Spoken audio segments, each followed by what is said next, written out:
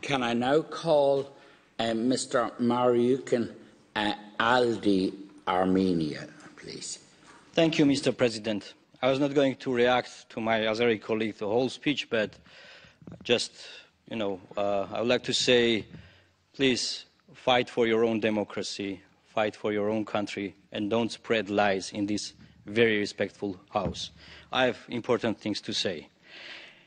Ladies and gentlemen, it has been already 5 months since a democratic, non-violent Velvet Revolution took place in Armenia, as a result of which a representative of a parliamentary faction comprising of 9 members was elected to the post of the Prime Minister.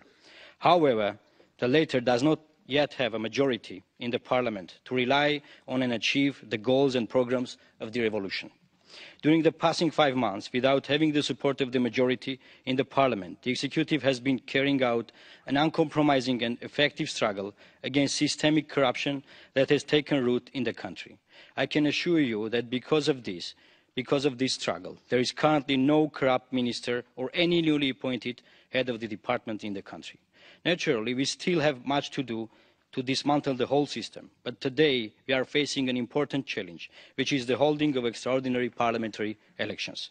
Taking advantage of this opportunity, dear colleagues, I would like to inform you that the organisation of extraordinary parliamentary elections in Armenia has become an urgent task that should be arranged in accordance with the letter and spirit of the Electoral Code and Constitution, basing the whole process on human rights, the rule of law, and the fundamental principles of democracy.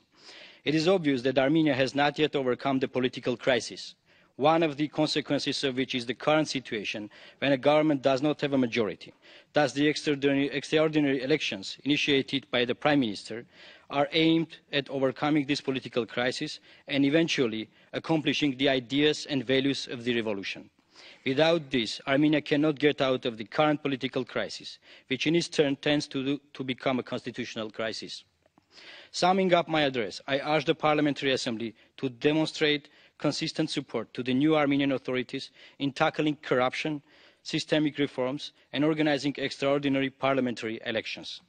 Considering especially the fact that Council of Europe is also ours, I mean Armenia's organisation as well, and may not in this case assume the role of a mere observer, but should make all efforts in supporting democratic processes, because these reforms are directed towards establishment of an exemplary democracy in Armenia, which is much more ahead than our neighbour Azerbaijan. Thank you very much.